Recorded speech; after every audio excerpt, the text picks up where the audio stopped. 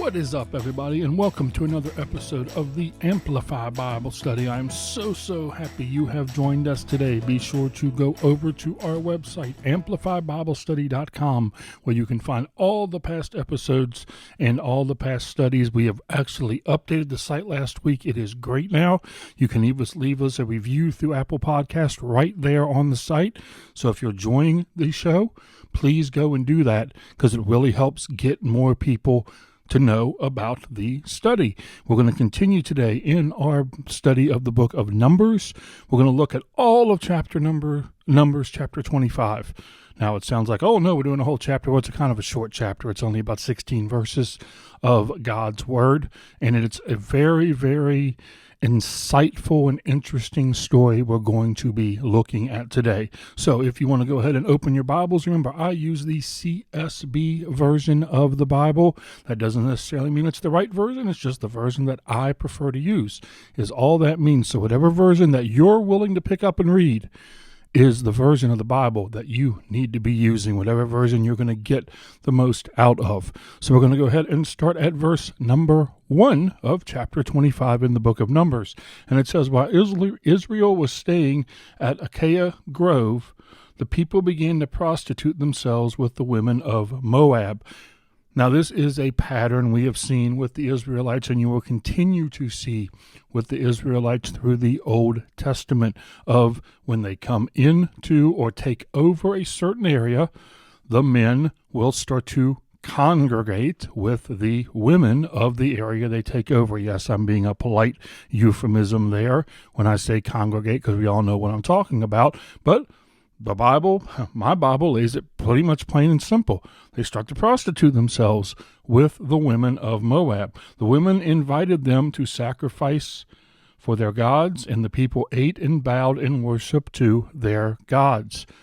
This is normally what happens. This is why we read in the Bible we are not to be unequally yoked. We read this because normally this is what will occur. It is very rare for someone who is a Christian to get into a relationship with someone who is a non-Christian and bring that person to Christ. Now, yes, can it happen? Of course it can happen. But normally it goes the other way, which is the way we see here that it's going, which is what? The person that is not the Christian, the person that is not following God, is the one who is going to pull them to whatever they are doing. Now, here we read that they are sacrificing to the god that these Moabites are following, but it can be anything. In today's world, think about it. What could it be? Well, it could be pulling them to, okay, we're going to be more accepting of homosexuality, or more accepting of abortion, or we're going to go ahead and have sex out of a God-sanctioned marriage. All of those things in the modern age would be what would be occurring here. See, you can't just look at this in a vacuum. You can't just look at this and say, well, it's just in the Old Testament and things like this don't happen nowadays. Yes, they do. Yes, they do. And I say yes, they do because we see it all the time. We see all the time somebody who is a strong person of faith get involved with somebody who is not of God, and all of a sudden that person who is a strong person of faith starts to fall away from God and be pulled away from God. That is precisely what is happening in this section of the Bible, and that's precisely what we see happen on a daily basis through the church of today, unfortunately. So let's continue.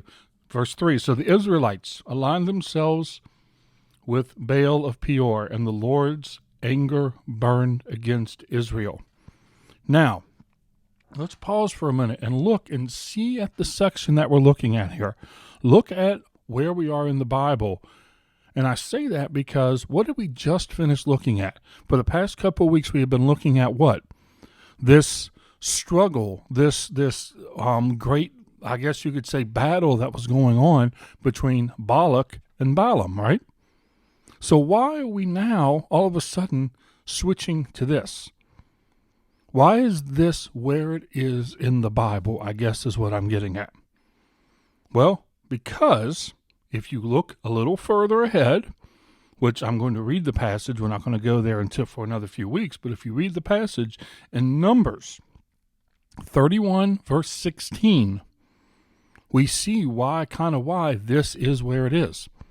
Because what we read in Numbers 31 verse 16 is this: "Yet they are the ones who, at Balaam's advice, enticed the Israelites to unfaithfulness against the Lord in the Peor incident, so that the plague came against the Lord's community." Now, we're just about to read about the Peor incident. That's where we're headed. That's where we start in verse 4, is this incident that is being talked about in verse 31. But catch whose advice it was. At Balaam's advice. See, Balaam has left the scene already, but apparently before he left, what did he do? He gave advice to Balak. He didn't curse Israel, but he passed along, hey, if you want to help defeat Israel, if you want to do it kind of the slow play, the long way, here's what I would do. And that's what we're seeing play out here, is these Moabite women are, for lack of a better term, infecting Israel. And that's what we are seeing here. That's why you see that Israel aligned themselves with Baal of Peor. They have pulled the Moabite women have pulled the Israelite men away and are now what? Worshiping Baal of Peor. So let's continue with verse 4. The Lord said to Moses, "Take all the leaders of the people and execute them in broad daylight before the Lord, so that his burning anger may be turned away from Israel." This is how you're going to solve the problem, Moses, is what he's telling them. So Moses told the Israel's judge, "Kill each of the men who have aligned themselves with Baal of Peor." Not just take a couple of them out to no, if they've done this, if they have prostituted themselves with the Moabite women, if they have done this thing against God, take them out in public and kill them. That's what's being said.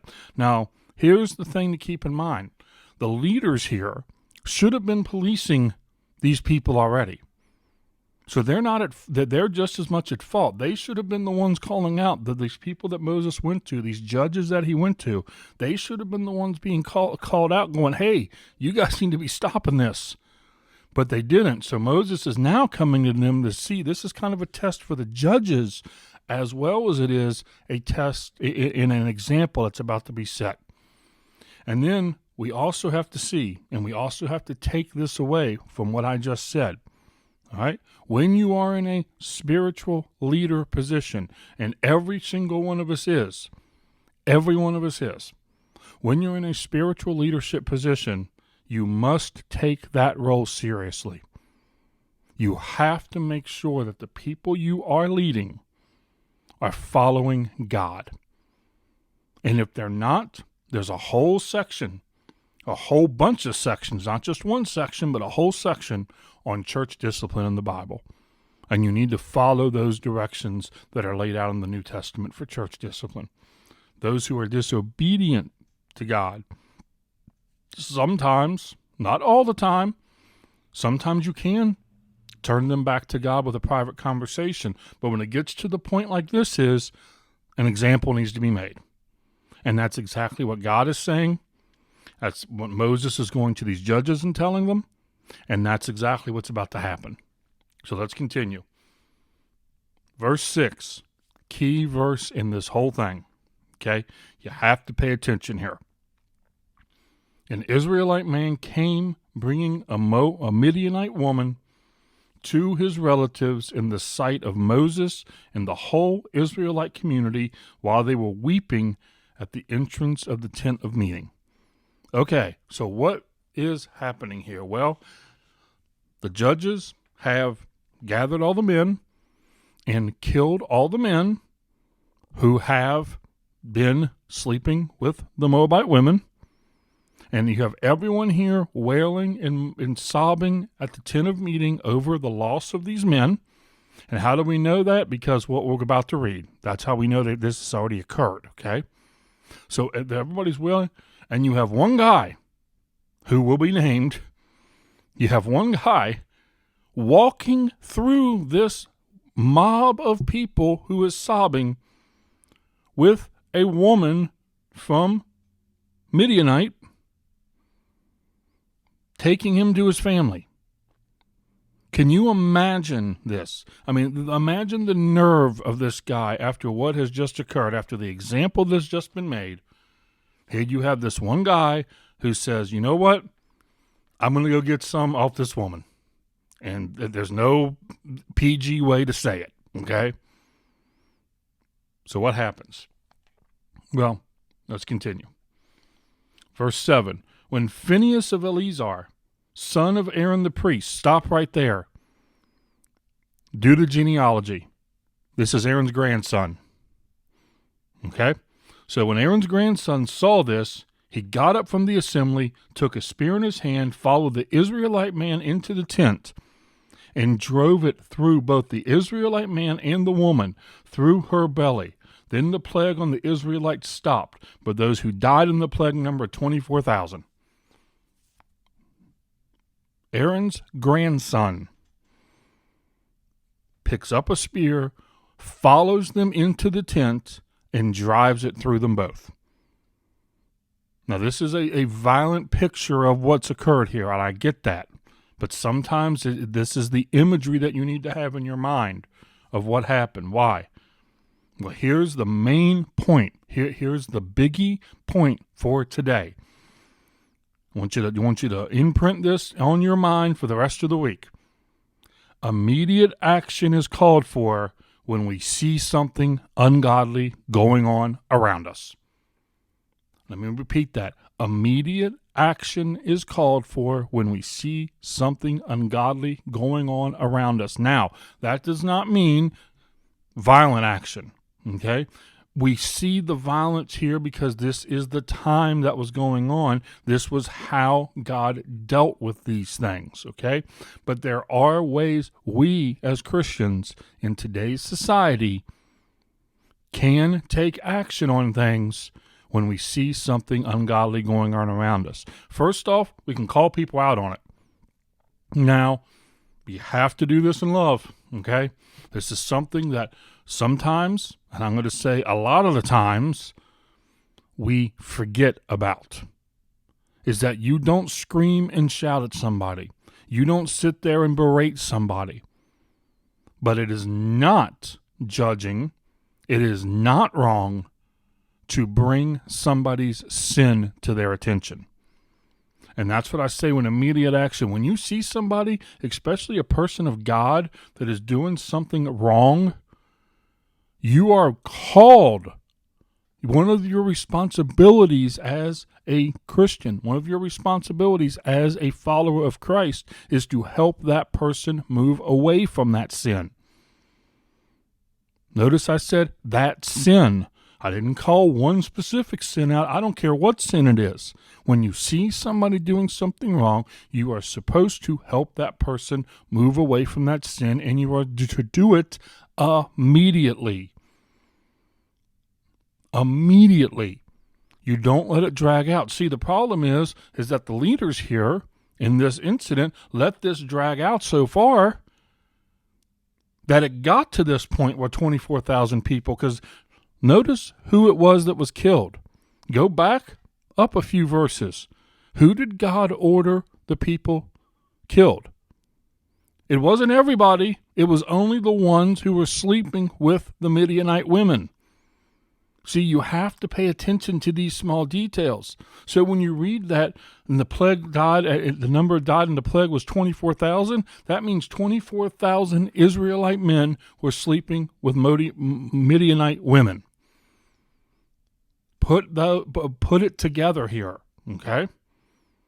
And it's amazing when you look and make these connections. That's how widespread this was. That's how out of touch and that's how far away Israel fell from God, with 24,000 of their men. And notice, the judges that Moses goes to are the ones who were responsible for what? Helping them come out and stop doing it, and the judges weren't doing their job. Those judges, and they use judges in my translation, other translations use a different word, but that's all of us. No, I'm not saying we judge people, but it's all of us who are responsible for leading people. All of us are responsible for leading people, which means we should be doing this. When we see somebody falling into sin, we should help them get out of it.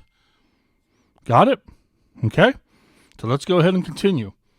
Verse 10, the Lord spoke to Moses, Phinehas, son of Eleazar, son of Aaron the priest, has turned back my wrath from the Israelites because he was zealous among them with my zeal, so that I did not destroy the Israelites with my zeal. He was what? He was zealous.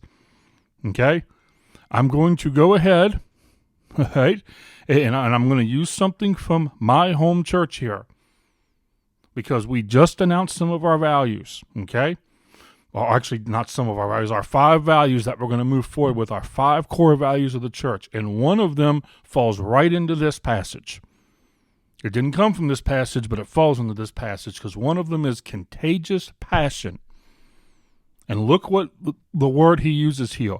Zealous, my zeal, my passion. What he's saying, right? Aaron's grandson was passionate about turning away the sin that was in the camp. Make that connection. It's so important, right? Therefore, I declare, I grant him a covenant of peace. I will be a covenant of perpetual priesthood for him and his future descendants, because he was zealous, he was passionate for his God, and made atonement for the Israelites. The name of the slain man who was struck dead of the Midianite woman was Zimri of Zalu, the leader of the Simeonite family, and the name of the slain Midianite woman was Cosbi, the daughter of Zer, the head of the tribe of the Midianites. The Lord told Moses, attack the Midianites and strike them dead. In other words, okay, we're done. We're done playing around. You did what your part was. Aaron's grandson came in, stopped the plague. Now it's time to wipe the plague out. And this is an important thing, an important point to take away. Because when someone is in sin, it is incredibly important for them to completely and totally destroy and decimate that sin out of their life. Not just get away from it for a little bit, completely and totally destroy it from their life. And that's what God is telling Moses and the Israelites to do now. Go get rid of it. My apologies for my phone dinging. I should have silenced it. For they attacked you and the treachery that they used against you in the Peor incident. See, look, God knows exactly what happened here, right? God knows everything. God sees it. He knew this was going to happen before it happened. This doesn't surprise God. But now he's saying, look, they used treachery. They used deceit. They used sneakery, if that's even a word, to attack you. Now go destroy them. They did the same thing in the case involving their sister Cosbi, the daughter of the Midianite woman who was killed the day the plague came to Peor. Strong verse of Scripture. This is something that probably you've read a million times and just skipped over and didn't want to pay attention to. But I want to go back to our point today. Go back and remember this. Immediate action is called for when you see something ungodly going on around us. Thanks, everybody. It went a little bit longer than I normally do. I know I try to keep it under 15 minutes, but this was so packed with stuff. I wanted to get it all in today. Next week, well, I haven't looked ahead next week, so I'm not sure where we're going to be next week, but we're going to be in the book of Numbers. Be sure to keep an eye on the Facebook page, keep an eye on the Instagram page, and you'll be able to see exactly what we'll be covering next week. And until then, visit the website, Amplify Bible Study. You can find all the links to all the social media there. You can find all the links to everywhere you can listen to the show. Also, the YouTube link is up there as well. Go like the Facebook page. We're moving away from the group and we're moving towards the page. So all the new stuff will be posted on the page now, facebook.com/Amplify Bible Study. You can find us at instagram.com/Amplify Bible Study. And until next week, everybody, God bless. Continue to go out and create those disciples for Christ. Have a great day.